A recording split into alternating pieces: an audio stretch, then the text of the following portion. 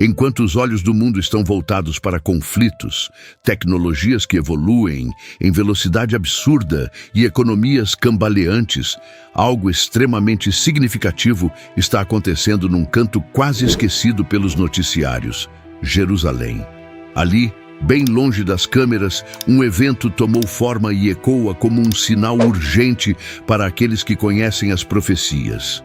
Baruch Kahane, um nome talvez desconhecido por muitos, foi oficialmente nomeado sumo sacerdote em Israel.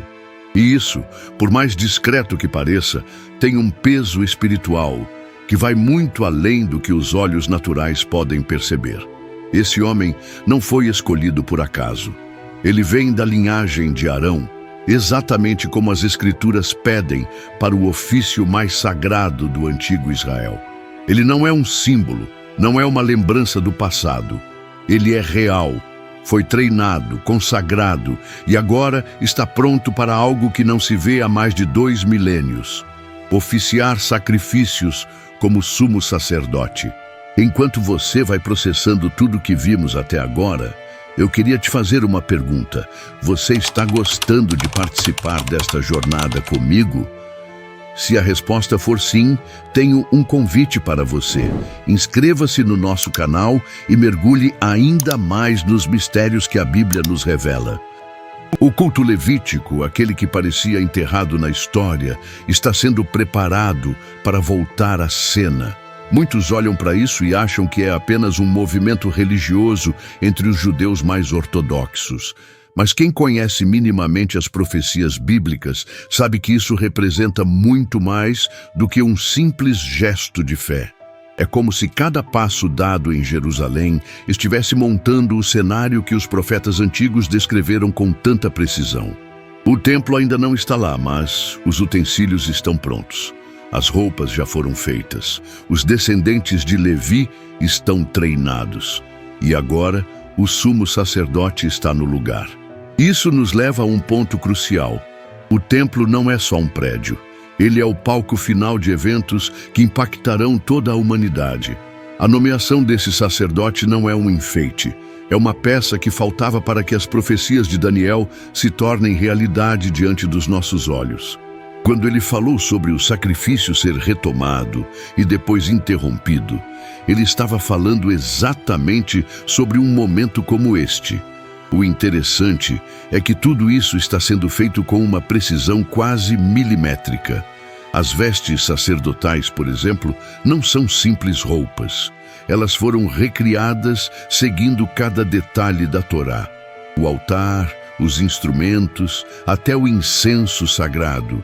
Tudo foi restaurado conforme as instruções milenares. Nada foi feito para parecer bonito. Tudo foi feito para ser funcional, para estar pronto, para ser usado. O Instituto do Templo, que lidera todo esse movimento, vem há décadas reunindo rabinos, arqueólogos, estudiosos e até cientistas. Eles não estão apenas relembrando tradições, estão preparando, com seriedade e urgência, o retorno do serviço no templo. Eles acreditam que o Messias está próximo e, por isso, tudo precisa estar no lugar. E agora está, quase tudo. O mais impressionante é que isso está acontecendo diante dos nossos olhos, mas a maioria nem percebe. A nomeação do sumo sacerdote não virou manchete, não foi destaque nas redes sociais. E talvez seja justamente isso que torna o momento ainda mais profético. O mundo está distraído, mas quem vigia os sinais sabe, o tempo está se acelerando. Jerusalém nunca foi só uma cidade. É o epicentro do plano divino. E agora, ela está sendo preparada mais uma vez para um acontecimento de proporções eternas. A pergunta que fica é: estamos prestando atenção? Desde os tempos antigos, o papel do sumo sacerdote era algo sagrado, quase intocável. Ele não era apenas um líder religioso, era o único homem autorizado a entrar no lugar mais santo do templo, o Santo dos Santos, uma vez por ano, no Yom Kippur. Ele representava o povo diante de Deus, intercedendo por toda a nação com o sangue do sacrifício. Essa figura não surgiu de uma tradição humana, mas de uma ordem direta de Deus dada no Monte Sinai, registrada com precisão no livro de Êxodo. O próprio Deus ordenou que Arão, irmão de Moisés, fosse separado para esse ofício. E essa separação envolvia ritos rigorosos, unção com óleo sagrado e vestes específicas que carregavam um simbolismo profundo. Não era só uma questão de função, mas de representação divina. Cada detalhe do traje do sumo sacerdote tinha um propósito: refletir pureza, autoridade, conexão espiritual e a responsabilidade de carregar o povo inteiro diante de Deus. Ao longo dos séculos, o cargo foi passado de geração em geração dentro da linhagem de Arão. Mas com o tempo, corrupção e interesses políticos começaram a deturpar o sacerdócio. Na época de Eli, por exemplo, seus filhos abusaram do cargo e Deus anunciou o fim daquela linhagem. Mais tarde, Zadok, um sacerdote fiel, foi levantado durante o reinado de Davi e se tornou símbolo de lealdade e integridade diante do Senhor. Mesmo com quedas, Deus nunca abandonou o sacerdócio. Após o exílio na Babilônia, quando tudo parecia perdido, o sacerdócio foi restaurado com Josué, filho de Josadaque, na época de Zorobabel. Eles reconstruíram o altar e retomaram o culto. E essa restauração não foi apenas histórica, foi profética. O profeta Zacarias teve uma visão de Josué com roupas sujas, simbolizando os pecados do povo, e viu o anjo do Senhor trocando suas vestes por roupas limpas, um sinal claro de perdão e recomeço. No entanto, o tempo passou e o sistema voltou a se corromper. Durante a dominação grega e romana, o cargo de sumo sacerdote virou objeto de manipulação política. O que antes era sagrado virou moeda de troca. Foi nesse contexto que aparecem nomes como Anás e Caifás, figuras centrais no julgamento de Jesus. Eles não estavam mais ali como intercessores, estavam como representantes de um sistema que havia perdido sua essência. E então veio o ponto final temporário. No ano 70 depois de Cristo, Jerusalém foi destruída pelos romanos e com ela o templo e o serviço levítico. O sumo sacerdote desapareceu da história. O altar foi queimado, os sacrifícios cessaram e o silêncio caiu sobre o ofício que antes era o coração da adoração em Israel. Desde então, nunca mais houve um sumo sacerdote ativo em Jerusalém. Um vazio que durou quase 2 milênios. Mas agora, algo está mudando. Um nome voltou a circular: Baruch Kahane, um homem com a linhagem certa, treinado nas leis mais antigas, aprovado por um grupo de rabinos e nomeado pelo Sinédrio restaurado. Ele não é uma lenda ou um símbolo, é alguém vivo, pronto para agir. Isso muda tudo, porque a figura do sumo sacerdote sempre esteve ligada à restauração do templo e aos eventos finais descritos nas profecias. Esse retorno, mesmo que ainda em caráter interino, marca um divisor de águas. Se há um sumo sacerdote novamente em Israel, então as bases para o reinício dos sacrifícios estão lançadas. E se os sacrifícios voltarem, o cenário previsto por Daniel e por Paulo sobre a manifestação do anticristo e a abominação da desolação ganha contornos reais, palpáveis. Está tudo se encaixando como num quebra-cabeça antigo, sendo montado peça por peça. O que mais impressiona é a precisão com que cada detalhe do culto levítico está sendo restaurado. O Temple Institute, fundado em 1987 por rabinos dedicados à missão de reconstruir o templo, não está improvisando. Tudo está sendo feito com base nas escrituras, nos escritos da Mishnah, do Talmud e nas tradições rabínicas milenares. Desde os objetos até os procedimentos, tudo segue uma linha rigorosa de fidelidade às instruções deixadas por Deus a Moisés. Cada utensílio foi reconstruído, não réplicas artísticas, mas instrumentos prontos para o uso cerimonial. Tiguelas, jarras, facas rituais, trombetas, o altar de incenso, a mesa dos pães da proposição, Todos foram forjados com exatidão, com materiais nobres como ouro e prata, conforme os padrões bíblicos. E um dos símbolos mais poderosos dessa restauração é a menorá de ouro puro, com mais de 45 quilos, moldada em uma única peça, do jeito que foi ordenado no livro de Êxodo. Mas o projeto vai além dos objetos. As vestes dos sacerdotes e do sumo sacerdote também foram confeccionadas com extremo cuidado. Tecidos especiais, fios de ouro, pedras preciosas, tudo como descrito nas Escrituras. Não são figurinos para teatro, são trajes litúrgicos sagrados, consagrados e prontos para uso.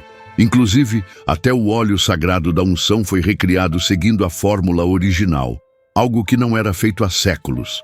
Além disso, a restauração se estende às pessoas. O Instituto vem usando ferramentas modernas como a genética para identificar os descendentes da linhagem de Arão.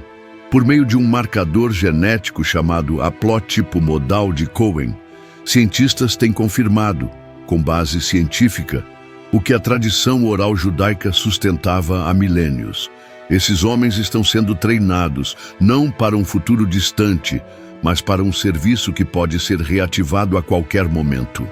O treinamento dos levitas inclui o aprendizado dos rituais de purificação, os procedimentos de sacrifício, o uso correto dos utensílios sagrados e até a música levítica. Eles aprendem a cantar os salmos com instrumentos antigos, como faziam no Templo de Salomão. Tudo isso supervisionado por rabinos especialistas na halachá, a lei religiosa judaica. É como se os ecos do passado estivessem se preparando para se tornar som no presente. Em dezembro de 2018, esse preparo se materializou em um ato ousado. O Instituto realizou a dedicação pública de um altar de sacrifício em tamanho real. Não foi uma encenação simbólica, foi uma cerimônia real, autorizada pela lei israelense, com animais permitidos para sacrifícios sendo oferecidos. Isso mostrou ao mundo que o sistema pode ser religado. O que falta agora é apenas uma coisa: acesso irrestrito ao Monte do Templo. Esse local, onde ficava o templo original de Salomão e depois o segundo templo, hoje está sob controle muçulmano. Ali se encontram o Domo da Rocha e a Mesquita de Al-Aqsa, tornando o lugar um dos pontos mais sensíveis e disputados do planeta. A tensão política, religiosa e internacional impede que o culto seja retomado ali. Mas os rabinos são claros: se o acesso for permitido, tudo pode estar funcionando em questão de semanas. Não anos, semanas. Isso muda completamente a linha do tempo escatológica, porque tudo o que antes parecia distante, agora está tecnicamente pronto. O templo pode ser erguido rapidamente, os sacrifícios retomados e o cenário previsto pelas profecias de Daniel e do apóstolo Paulo pode se desenrolar diante da nossa geração. A pergunta que pulsa no coração de quem entende é: quanto tempo falta para que tudo comece? O relógio profético não está mais parado. A nomeação de Baruch Kahane como sumo sacerdote interino em 2016 marcou um ponto de virada quase invisível para o mundo, mas gritante para quem acompanha a escatologia bíblica. Foi uma decisão tomada pelo Sinédrio Restaurado, uma espécie de conselho rabínico composto por 71 líderes espirituais e estudiosos, que se dedicam à retomada plena do serviço no templo. Eles não estão brincando com símbolos, estão tratando isso como missão urgente. Baruch não é um rosto midiático, nem um personagem simbólico. Ele é um rabino discreto, estudioso da Halachá, da Mishnah, do Talmud e de toda a estrutura jurídica do culto levítico. Ele estudou profundamente os procedimentos do templo, como purificar os utensílios, como realizar os sacrifícios, como seguir o calendário sagrado, como entrar e sair da presença de Deus com reverência e exatidão. Cada detalhe foi absorvido como quem se prepara para algo iminente. E é isso que torna tudo ainda mais intrigante. A nomeação dele não foi uma teoria, foi uma ação prática. Em cerimônias autorizadas pela lei de Israel, ele já participou de rituais reais, inclusive da dedicação do altar, como um verdadeiro sumo sacerdote. Ele está pronto. E quando tudo estiver liberado, acesso ao monte, apoio político e estabilidade mínima, o culto poderá ser reiniciado. E não estamos falando de décadas à frente. Estamos falando de um cenário em curso. Essa preparação é tão específica e estratégica que parece saída diretamente das páginas de Daniel.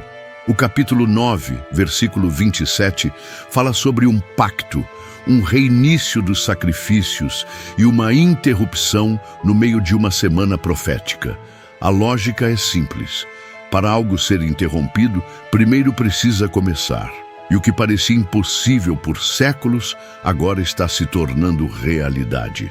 Pela primeira vez desde o ano 70 d.C., todas as peças estão no tabuleiro. E não é só uma questão de estrutura, é uma movimentação espiritual. A restauração do sacerdócio levítico é um chamado profundo à atenção, não apenas para o povo judeu, mas para o mundo todo. O cenário está montado para o surgimento de uma figura profética sombria, o Anticristo. Paulo, em 2 Tessalonicenses capítulo 2, foi claro ao dizer que esse homem se assentará no templo como se fosse Deus, enganando muitos com sinais e prodígios.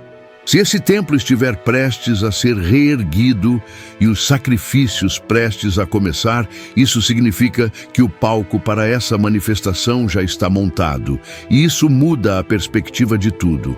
Porque se as profecias apontam esse momento como um divisor de eras, então estamos literalmente caminhando sobre os trilhos do fim.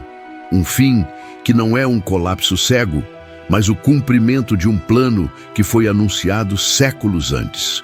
É curioso como o mundo segue com seus olhos voltados para crises, guerras, tecnologias e disputas de poder, enquanto Jerusalém, silenciosa, prepara um cenário que terá impacto global. É quase como um filme profético acontecendo em tempo real, mas que poucos estão assistindo. E isso torna tudo ainda mais intenso. Quando o mundo perceber, será tarde demais para ignorar. Por isso, essa não é uma questão religiosa isolada. É uma virada histórica com implicações espirituais profundas. O templo, o altar, os utensílios, os sacerdotes e agora o sumo sacerdote estão prontos. E isso quer dizer que o que foi profetizado como futuro distante já começou a ganhar forma diante dos nossos olhos. A contagem regressiva não está prestes a iniciar. Ela já começou. A história do sacerdócio levítico é mais do que uma sequência de nomes e tradições religiosas. Ela é um fio condutor entre o início da revelação divina no Sinai e os dias finais descritos nas profecias. Quando Arão foi vestido com as vestes sagradas e ungido com o óleo da consagração, Deus estava desenhando um padrão celestial que apontava para algo muito maior. A figura do sumo sacerdote não era o fim em si, era uma sombra, uma antecipação do Messias. Cada detalhe do culto levítico, cada sacrifício, cada gota de sangue no propiciatório tinha uma função pedagógica e espiritual. Era como um ensaio constante da obra redentora que se cumpriria de forma definitiva em Jesus Cristo. O autor de Hebreus explica que o verdadeiro sumo sacerdote é aquele que entrou no Santo dos Santos Celeste, com o próprio sangue, oferecendo perdão eterno. A figura de Cristo é o clímax do sacerdócio, puro, eterno, sem pecado. Mas o fato de o sistema levítico estar sendo restaurado em Jerusalém não contradiz essa verdade. Pelo contrário, a confirma, porque as profecias diziam que isso voltaria a acontecer. E não como um plano alternativo de salvação, mas como parte do desenrolar dos eventos que precedem o fim. O templo será reconstruído, os sacrifícios voltarão, e então, no meio desse culto restaurado, surgirá o impostor, o homem da iniquidade. É por isso que os sinais atuais não devem ser ignorados. Tudo aquilo que parecia impossível, por razões religiosas, políticas ou até mesmo técnicas, agora está diante de nós com clareza.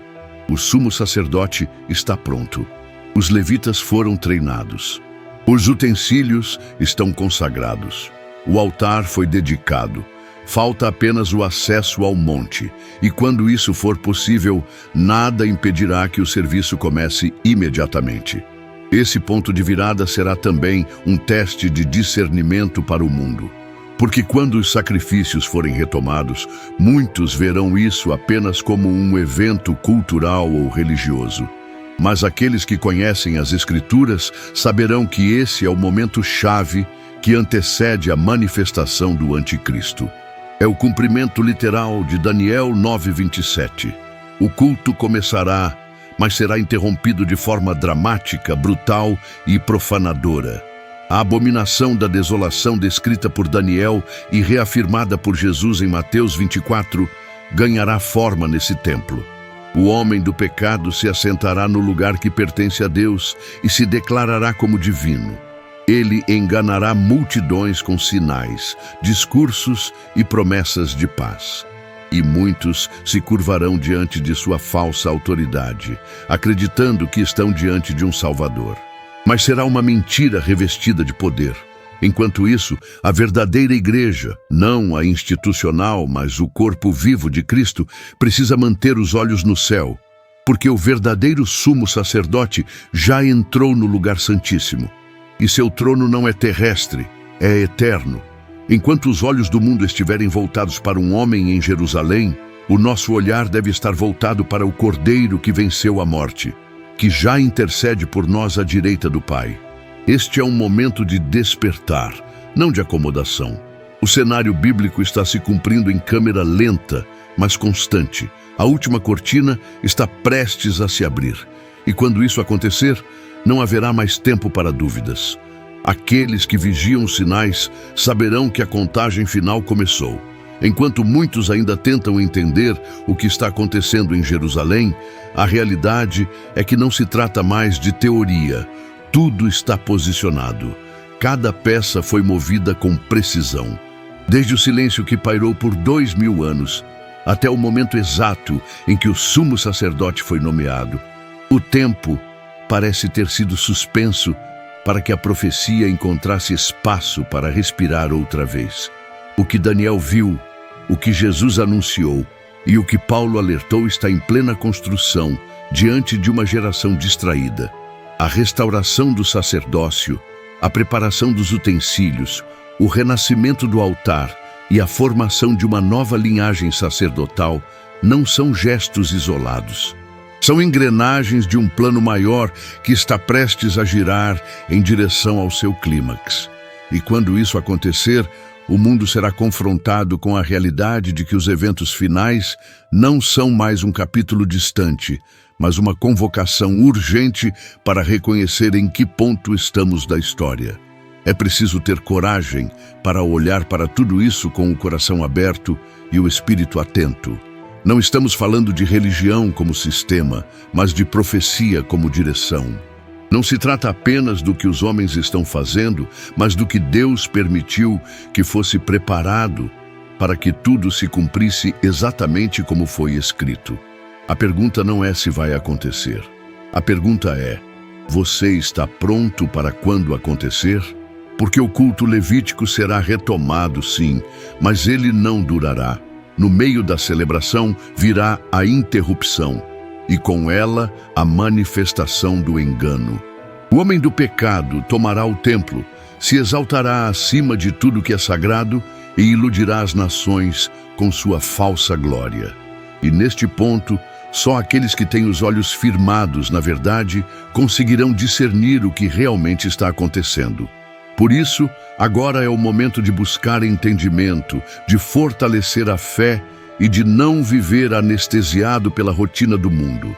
Enquanto todos se distraem com o que está diante dos olhos, é preciso enxergar o que está além. O cenário em Jerusalém é um alerta para quem crê, um chamado para quem espera e uma confirmação para quem já percebeu que não há mais tempo a perder. Se esse conteúdo falou com você, tocou seu coração ou abriu seus olhos para algo que você ainda não havia enxergado, então compartilhe. Mande para alguém que também precisa entender o que está acontecendo nos bastidores da história. Porque às vezes, a maior revelação está exatamente onde ninguém está olhando. Aproveita e se inscreve aqui no canal. Assim, você não perde os próximos vídeos que vão aprofundar ainda mais esses temas proféticos. Ativa o sininho para ser avisado sempre que um novo conteúdo sair.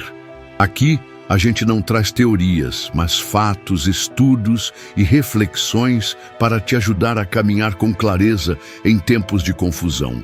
E lembra, não é sobre medo, é sobre preparação. Não é sobre previsão, é sobre revelação. Deus está movendo as peças e cabe a nós estarmos despertos. Que a paz dele guarde o seu coração e que a verdade te mantenha firme. Até o próximo vídeo, se Deus quiser.